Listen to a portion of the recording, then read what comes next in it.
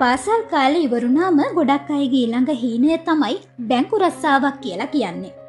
එසේ දාපු ඔෆිස් එකක පිළිවෙලට ඇඳලා කරලා සමාජයේ හොඳ පිළිගැනීමක් එක්ක වැඩ කරන්න කවුද අකමැති?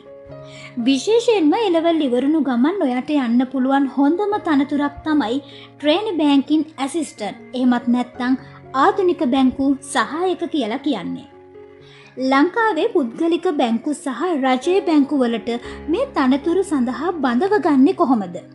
O-level සහ A-level රිසල්ට් මොනවද තියෙන්න ඕනේ? අද වීඩියෝ එකෙන් අපි මේ ගැන A to Z කතා කරමු. බැංකුවක වැඩ කරනවා කියලා කියන්නේ සල්ලි සහ පාරිභෝගිකයන් එක්ක කරන ගනුදෙනුවක් නිසා එයාලා අධ්‍යාපන සුදුසුකම් ගැන ගොඩක් සැලකිලිමත් වෙනවා. පළවෙනි කාරණය වයස. සාමාන්‍යයෙන් ට්‍රේනි බැංකින් ඇසිස්ටන්ට් කෙනෙක් විදිහට බඳව ගන්නේ වයස අවුරුදු 18ත් 23ත් හෝ 24ත් අයව විතරයි.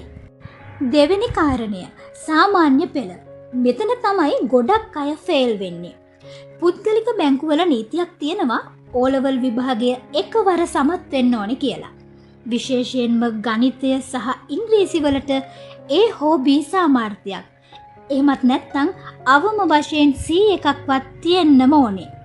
තුන්වෙනි කාරණය උසස් පෙළ. ඔයා වාණිජ්‍ය විෂය ධාරාවෙන් A-level කළා නම් තේරෙන්න තියෙන අවස්ථාව වැඩි. හැබැයි maths, science, art කළා කියලා ප්‍රශ්නයක් වෙන්නේ නැහැ. ප්‍රධාන විෂයන් තුනම සමත් වෙලා තියෙනවා නම් ඔයාට ඇප්ලයි කරන්න පුළුවන්. විභාගය පාස් වුණාට විතරක් මදි. බැංකු රස්සාවට එන්න නම් ඔයාට තියෙන්න ඕනේ ප්‍රධානම දේ තමයි ඉංග්‍රීසි දැනුම. බැංකුවල වැඩ කරන්නේ ඉංග්‍රීසියෙන් නිසා හොඳට කතා කරන්න පුළුවන් අයට සම්මුඛ පරීක්ෂණයේදී ලොකු වාසියක් ලැබෙනවා. ඒ වගේම තමයි පරිගණක දැනුම සහ ක්‍රීඩා කුසලතා තියෙන අයට බැංකුවලින් ලොකු කැමැත්තක් දක්වනවා.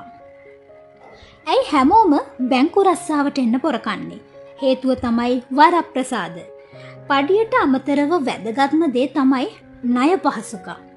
සාමාන්‍ය මිනිස්සුන්ට 15ත් 20ත් අතර පොලියට ණය ලැබෙද්දී බැංකු නිලධාරීන්ට 4ක් 5ක් වගේ ඊටාම අඩු පොලියට ගෙවල් හදන්න වාහන ගන්න ණය ලැබෙනවා.